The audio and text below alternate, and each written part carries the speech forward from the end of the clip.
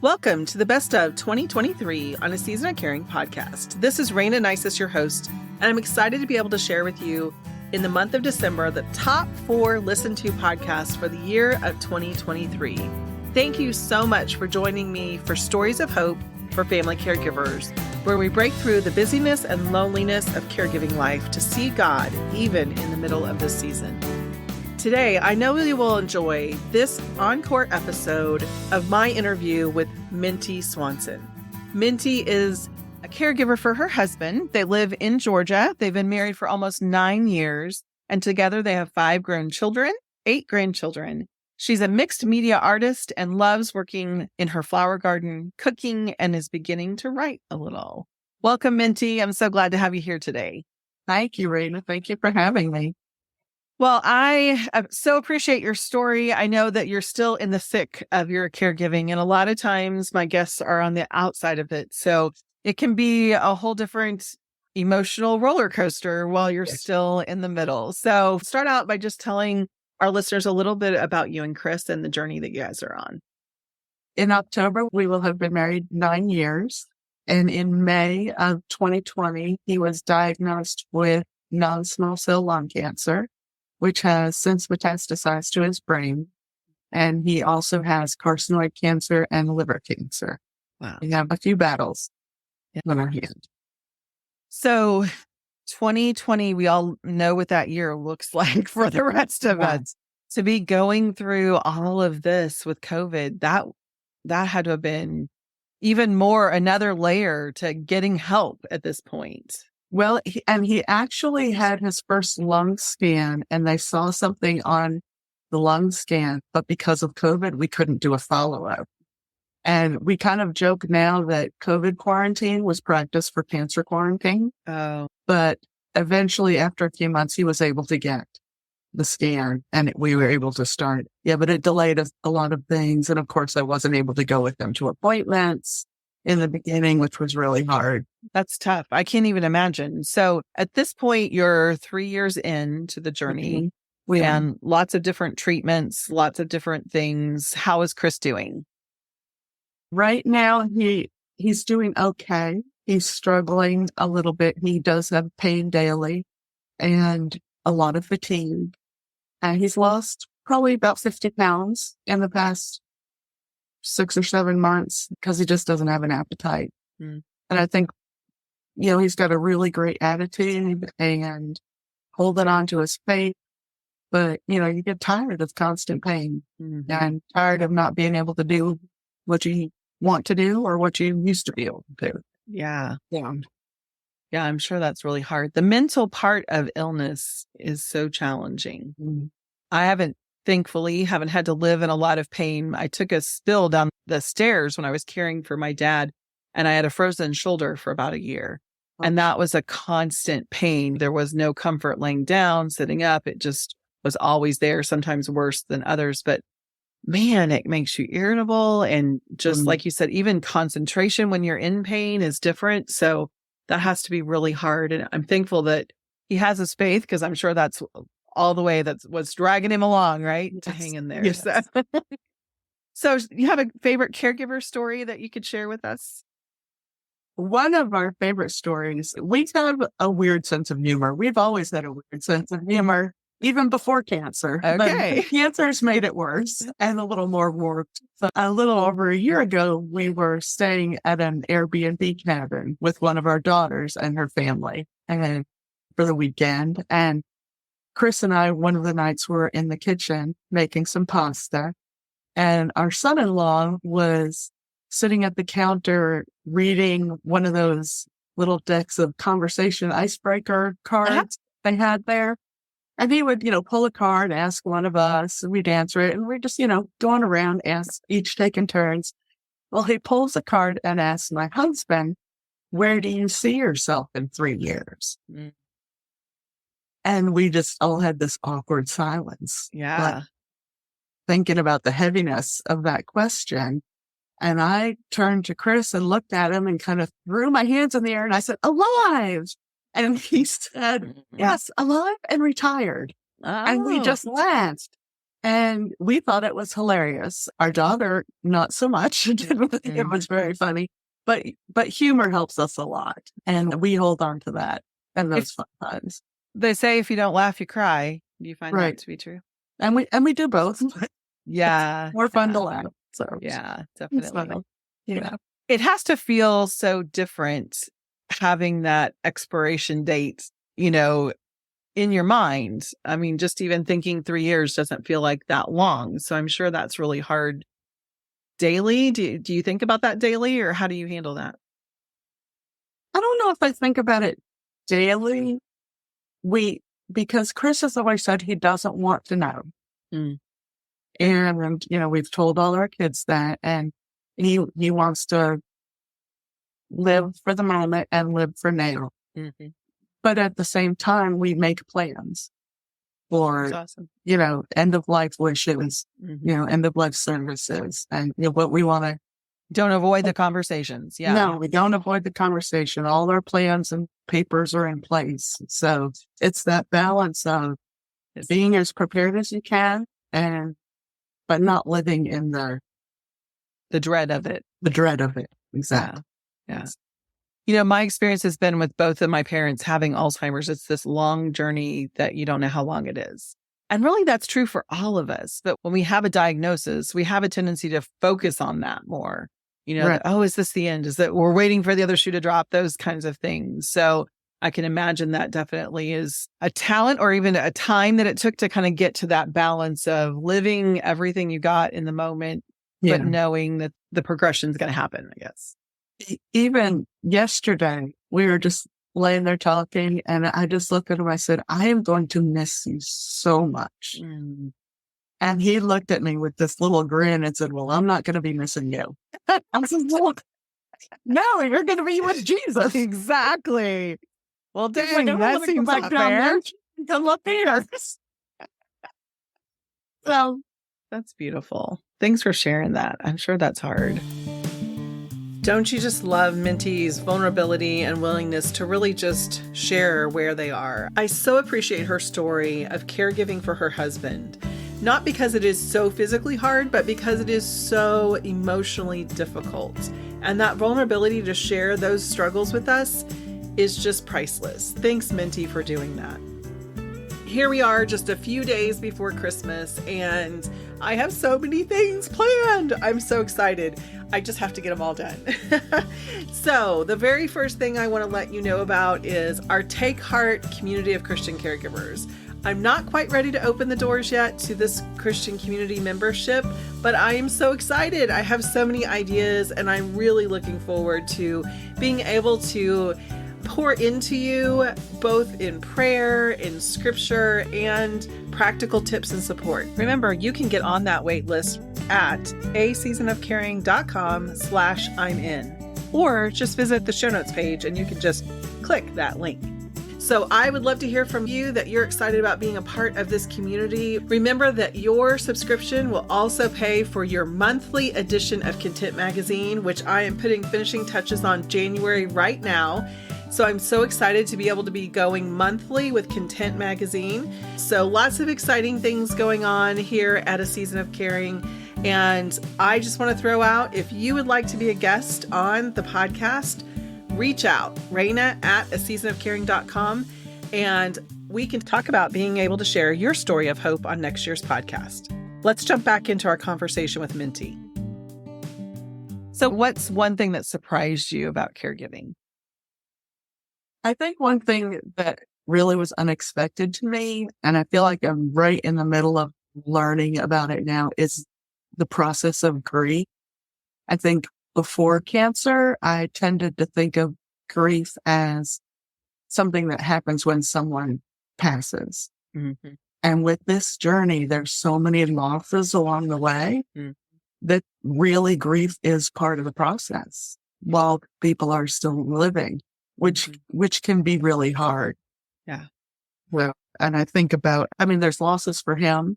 There's losses for me. There's losses for other family members. So I think realizing that it was grief was helpful to me. Yeah. So like some of our losses Chris can't drive anymore. Mm. And that was a big one for him, especially since he would use drives alone as his prayer time, as his worship time, as a reflection and getting away, and to have that gone was more than just the drive. Yeah. Yeah. And even silly things like we have always loved to play games, and we have a favorite card game called Hands and Feet. It's a favorite among our family and friends, and we've just always loved it. But calculating plans and strategies right now is hard with some brain function changes. Yeah. And so even a little thing like losing a card game that's part of your relationship, little things you do together, when that's gone, there's grief there. Yeah. And there's loss there. And it's hard. It is hard. I think grief is really, really hard. And like you said, I think identifying it begins the process of learning how to deal with it. What your process of dealing with grief is, that's not the right way of saying it, but I think each of us have to have a process of processing grief. Yes. And learning what that looks like for each individual person. I mean, there's common things that are helpful to us, but I think there are a lot of things that each of us just have to find what works for us. And it is important to learn to do that. And until you even realize that's what it is, you can't start learning how to process it. So. And because I think there was some resistance at first, like he's still here. Why am I grieving? But, and again, we've talked through that, and it kind of got me interested in wanting to learn about brain function and grief, and just begun to start reading about that, the protection process that the brain goes into when it senses loss or danger or trauma, and the struggle there. And it was really amazing to me to think that God made our brain like that on purpose. Yeah. And how amazing that is. Painful, terribly painful, but how amazing that is that he created our bodies and how they react in adversity. And so that's been kind of helpful. It's still hard, really hard, but it's helpful to know that he made us that way and that we're not alone in that. I love that you're taking ownership of the research to learn and to understand. I know really so much of the brain science is new, that we're just learning about all the things, the way that our body holds on to trauma actually in the cells. And like you said, just the reactions to grief. I've done some studying as well, just because there seems to be so much new information out there to really be able to put together. I'm putting together a course that should be available by the time this airs about just peace and grief. And really, it's a resource for brokenhearted caregivers, because we're all brokenhearted. This is hard at a level that so many other things don't compare, I think. And a big piece of that is that lack of understanding of grief and the impact that it has on so much of us, not just the emotional side, which I think we can stuff for a while, but the physical, the mental, all of those things that you're talking about, putting together that resource for people to be able to go in and just get a little nibble into what's out there so that they can start to educate themselves more and learn both. I think it does help for us to have intellectual knowledge, but also then move into how do I process this? Because really that's all we can do with grief is process the grief. And like you said, the most important thing is knowing you're not alone and that God's there with you in the middle of it, and he'll help you to be able to move through that, not by taking it away, but rather by being present. Walking us through it. Yes, definitely. Yeah. So how has God shown up for you in your caregiving season? I know a million ways, but just a million ways every day. One story that comes to mind is early on when Chris was having a lung biopsy done. He was in recovery and we still had to be at the hospital for a few hours. And so I decided to go for a walk. The hospital had this sweet little walking path around its grounds, I guess. And it was a beautiful day and no one else was out walking. I don't know why, but they had these little benches along the path. And I noticed that one bench was facing the opposite direction of every other bench I had come across. And as I came upon it, I realized it was turned that way to face this beautiful little pond. And there was all these wildflowers blooming around it and, big magnolia tree and ducks were playing in the water. It was just idyllic. And I thought, what a gift from God that I could sit there in this little mini paradise and calm my soul while I'm waiting for Chris, amidst all this anxiety. Yeah. And so even just like the gifts of nature really speak to me. Things like that walk in that park and in my flower garden. I think he gives me peace a lot through those things. That little oasis that he seemed to provide right there in that moment. And I love too that I think we learn to find those when we know, like you said, your flower garden is one of your places that we learn when our heart longs for that to go get our hands in the earth and go and do those things for ourselves. He's so faithful to remind us and to give us those things that just draw our eyes right back to him. Yes, absolutely.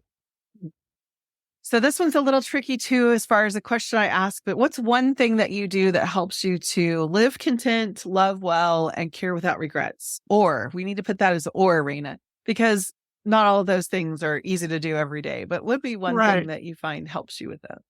Well, I know that when I first started this journey, I hated the word self-care.